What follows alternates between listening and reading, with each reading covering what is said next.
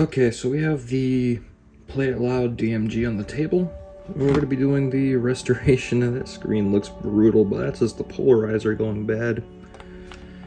Console condition's pretty good. We have a battery door. We're missing a link port. I have to get that. We also got that dent. I wonder if there's a way to get that out when we open it up. Terminals look a little bad, but we're going to put in some batteries.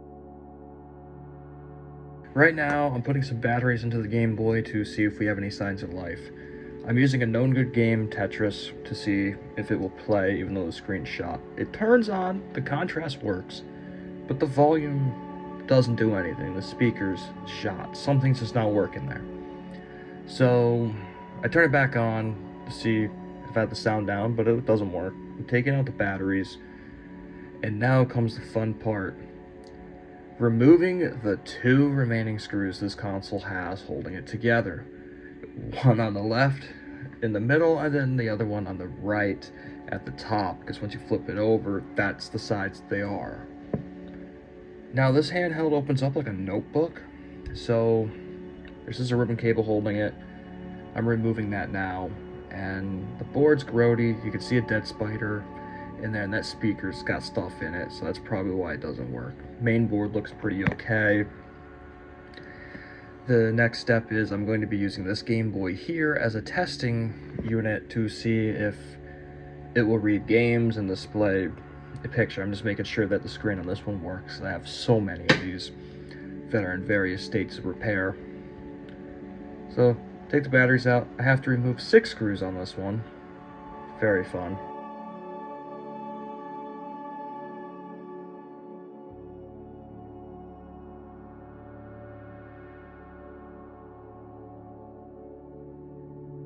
Okay, with these screws out, we can lift this one up like a notebook, disconnect the display, pop it onto the black lower chassis, and this is where we get a funky color scheme going on. It looks so weird.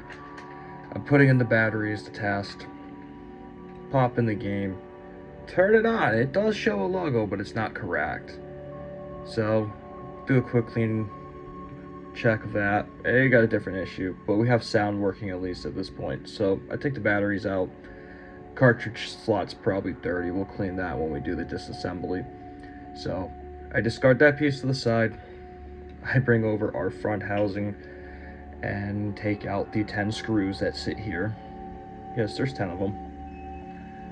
I should very well know at this point. I've taken these things apart so many times.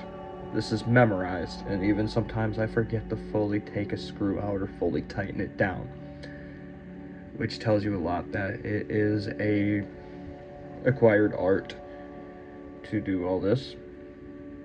I kind of just move our dead little friend out of the way and take out a few more screws. I think I'm halfway through at this point. Now that this board's free, I gotta twist the chassis a little to break the adhesive off, and the screen assembly comes out, and boy is that one crispy little screen. It's the polarizer, it's damaged. It's lifting, so I just tried to break it free, and it came free. Most of the glue's just gone too. And we got underburn, which means the screen polarizer and film is burnt. For the time being, I elected to replace the screen with the other one's screen, because that one was going to get an IPS mod anyways. But I definitely do want to try to repair that screen. Now I'm taking out the pads, the buttons, and this thing's pretty grody. Just all around grody. I tried to get this out and the adhesive was just too tight, so I left it and popped out our lens, which I put it to the side. I did not reuse it. I bought a replacement one, but I'm going to restore the original lens since the aftermarket one doesn't match. Next up, we're moving to the bottom board. This is easily removable. It's held in by 4 screws. The mistake is one that I probably shouldn't have made. I left Tetris in, but after that it came out no problem. Board's pretty good shape. It's a DMG06 CPU board. Most of these came with 7s or 8s in them, so this board's actually a little older. Now I'm taking out the metal shielding. This is basically to protect the board and the cartridge when it goes in, because it's just an open chasm. It's just a cosmetic piece. It probably doesn't need to be there, but it's there. It's coming out for the cleaning process, and it's going back in right after. That dent I never was able to fix, even though I kind of wanted to. Now moving on to battery terminal removal. This was a very tricky process. Some of these were very finicky. It took me a little bit more pressure to get those two out, and once they came out, they just went in the trash. I bought new ones.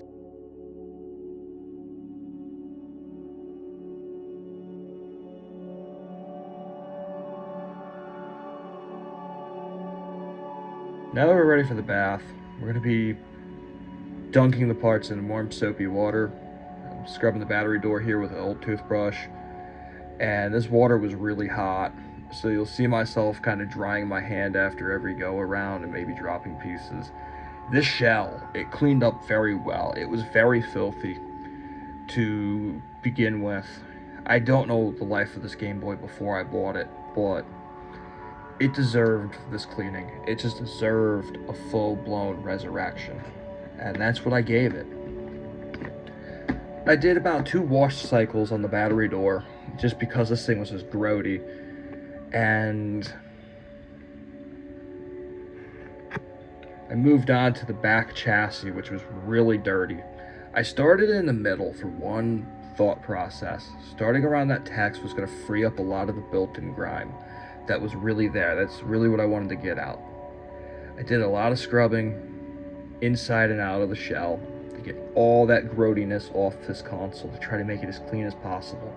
This thing had a sticky-ish feeling to it when I got it, and afterwards it felt baby soft. It's really weird. Like, the plastic's really good condition for its age, and I ended up dunking our front assembly of the chassis into the bath next. Now, this wasn't as grody as the back, thank God, but it took a lot to clean, and going through the process, it was just brutal. As you can see, we're about halfway through this chassis. On the top side, I had to wash this 3 times off camera just to get some of the dirt out and all that.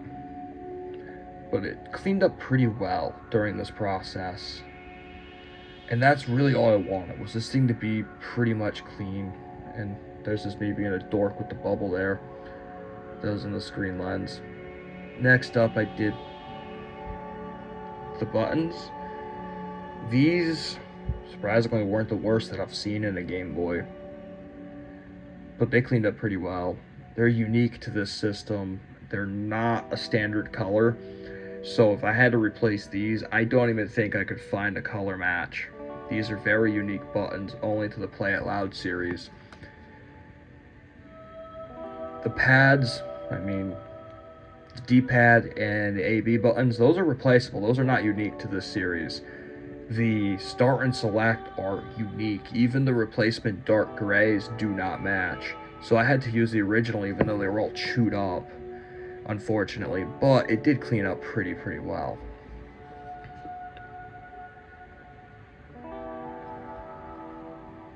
Moving on to this part. So here are all the Game Boy Play It Loud DMG parts drying. We're going to leave these here for 24 hours.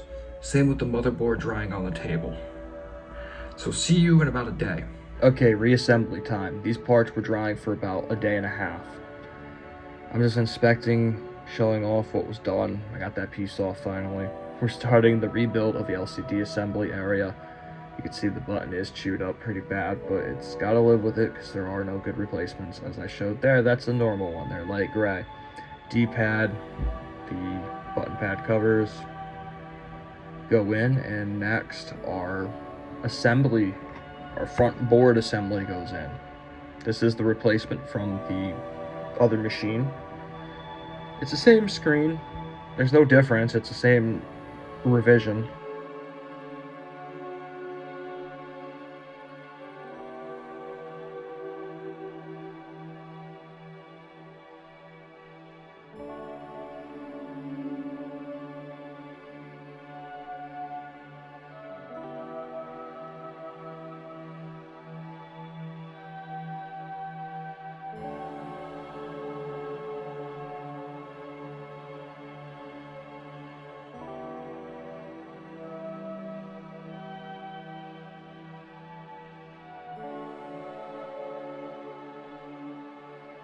I'm testing the fitment of everything now, and it looks pretty good. After all, that one screw wasn't fully down, but it pretty much fit pretty good after that. I just made sure everything was tightened down. Even professionals make mistakes here. But that looks so much better now. The light's not doing it justice as much, but it looks pretty good. This area, I mean, could have gotten more attention, but I'd already spent so much time on the scrubbing of these parts. I did go back a little after with some Q-tips and soap and water and did get it pretty much clean. Now I'm installing the bracket that goes behind the cartridge slot and sits between that and the main board. Once this is in, next piece to go in, and I made another mistake. I put the board in. I needed the little power switch in first. I caught that pretty quickly, thankfully. Got that in. Installed the 4 screws. Thankfully, all the screws inside this console are all the same size, so there is no need to separate these, unlike some of the later systems, thankfully.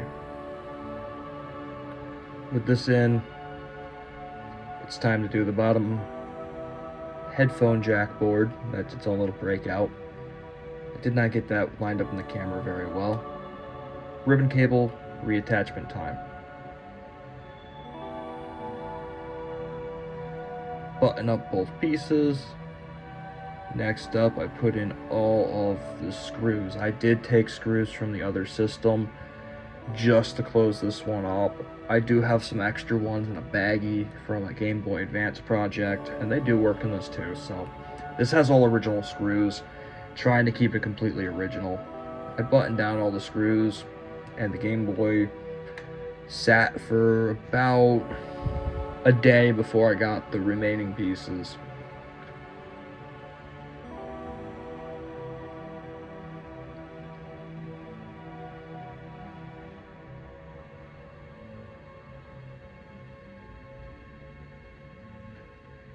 Everything feels nice, everything's fluid.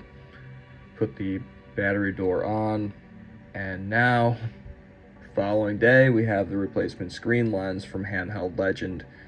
I do a quick cleaning of this. It doesn't bother me at all that the screen has smudges on it. You don't see them unless there's direct light on it. So I removed that lens cover protector and I put that right on. Peel off the protective film on the top. It's clearly not the appropriate match. Handheld Legend sold a bad batch of those, I think.